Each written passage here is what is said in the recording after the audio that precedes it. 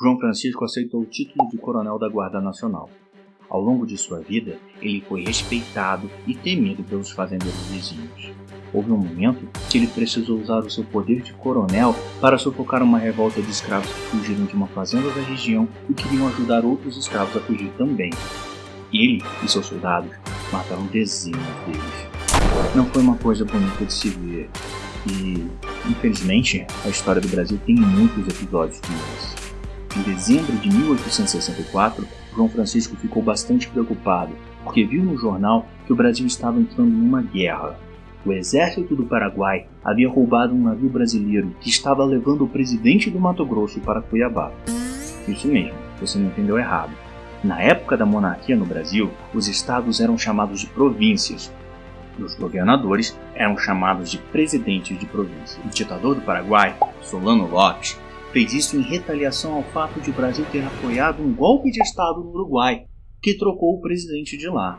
Antes, o presidente que estava no poder no Uruguai era amigo de Solano Lopes e eles tinham grandes planos juntos. Depois disso, o Paraguai iniciou uma invasão ao Mato Grosso e preparou um ataque ao Rio Grande do Sul. O Brasil precisava contra-atacar, mas o exército brasileiro era muito pequeno. João Francisco teve medo de ser convocado. Já era idoso, mas era coronel da Guarda Nacional. Quando ele leu no jornal que Dom Pedro II começou a organizar o exército do Brasil, João Francisco ficou aliviado, mas foi obrigado a doar alguns escravos para serem soldados. Esses escravos estavam perdidos para sempre para João Francisco. Se eles sobrevivessem à guerra, iriam ganhar a liberdade como recompensa. O imperador decidiu que isso era importante para que os soldados lutassem motivados e não desistissem. O presidente do Uruguai, que só estava no poder porque o Brasil ajudou ele a dar um golpe de Estado, se viu obrigado a enviar tropas para ajudar os brasileiros. Os soldados do Paraguai estavam atravessando a província de Corrientes, na Argentina, para fazer um ataque ao Brasil. Até aí, a Argentina não tinha visto problema nenhum.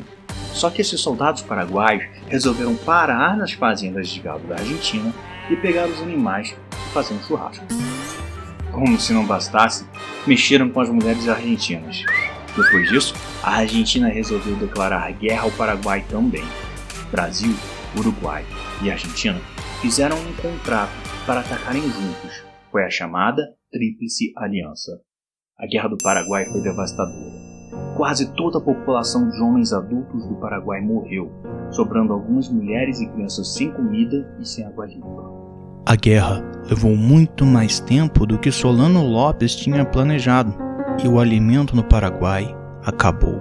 Os paraguaios emagreceram e ficaram desnutridos. Toda vez que os soldados da Tríplice Aliança encontravam um paraguaio ou uma paraguaia, ele estava extremamente magro, porque não se alimentava direito. Conta-se que quando os brasileiros encontraram o ditador do Paraguai, foi fácil reconhecê-lo. Ele era o único paraguaio gordo no país inteiro. Apesar de tudo, o que mais matou pessoas na guerra não foram as espadas, nem as espingardas e nem os canhões.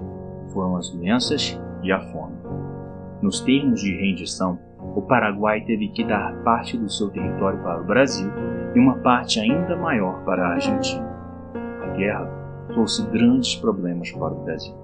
Além das mortes, houve um gasto com uniformes, armas, munição, navios, alimentos e remédios. E para pagar tudo isso, foi necessário fazer um empréstimo com bancos ingleses. E essa dívida foi muito cara. Mas para a Inglaterra, que vendia tecido para os uniformes, armas, munição e navios, a guerra foi muito lucrativa. A Guerra do Paraguai só acabou em 1870. Nessa época, João Francisco já tinha morrido. Ele tinha um filho de 35 anos chamado José Frederico. José Frederico continuou cuidando da fazenda do seu pai e herdou o título de coronel. Em 1873, José Frederico foi convidado para participar de uma reunião com o deputado Prudente de Moraes, na cidade de Itu, que também ficava na província de São Paulo. Ele se sentiu muito importante. Além dele, havia outros 77 fazendeiros de café e mais 55 homens de outras profissões. Havia pessoas de todas as partes da província. Essa reunião entrou para a história com o nome de Convenção de Itu. Durante a reunião, foram discutidos muitos problemas do Império e da monarquia. Reclamavam que a província de São Paulo pagava muitos impostos e que o dinheiro ia para outras partes do país, e decidiram fundar um partido, o PRP, Partido Republicano Paulista. José Frederico se lembrou que a obrigação dos coronéis era impedir que o Brasil virasse uma república. E ele olhava para as pessoas na reunião. Estava cheio de coronéis como ele, e eles estavam aplaudindo a ideia de fundar um partido que era contra a monarquia. Mas ele concordava com a ideia de que o imperador estava tomando o dinheiro dos paulistas com os impostos e gastando em outras partes do império. O que você acha que José Frederico deveria fazer agora? Opção A. Ele deve se unir aos outros coronéis e se filiar ao Partido Republicano Paulista? Ou, opção B, ele deve fazer um discurso sobre o juramento de lealdade dos coronéis de 1831? Clique na opção desejada.